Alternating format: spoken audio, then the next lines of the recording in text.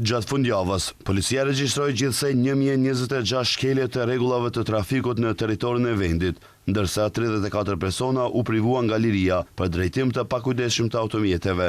Ministria e Punëve të Brendshme informoi se kontrollet janë realizuar nga zyrtarët policorë të gjitha sektorëve të punëve të brendshme në rrugët anë mbanvendit. Nga numri i përgjithshëm i urdhër parkesave të lëshuara, 316 kanë të bëjnë me tejkalim të shpejtësisë së lejuar.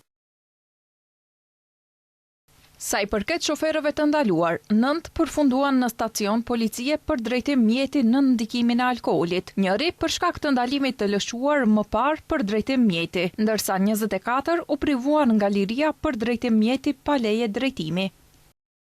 MPB pashtu informoi se gjatë 2 ditëve të fundit, 16 dhe 17 maj, janë sekuestruar 23 automjete, sipas rishikimit të statistikor të aktiviteteve policore për kontrollin e trafikut rrugor. Gjatë fundjavës u regjistruan 164 shkelje për parkim të paligjshëm, si dhe 29 sanksione për drejtim mjeti në ndikimin e alkoolit. Përveç kësaj, 107 shofer motocikletash u sanksionuan për mosmbajtje të kaskës mbrojtëse dhe 5 këmbësor morën urdhra kundërvajtëse, ndërsa 99 gjoba ishin për mospërdorimin e rripit të sigurimit. Në përputhje me ligjin për automjetet, 15 automjete u larguan nga trafiku sepse ishin të paregjistruara, ndërsa 4 për shkak të defekteve teknike.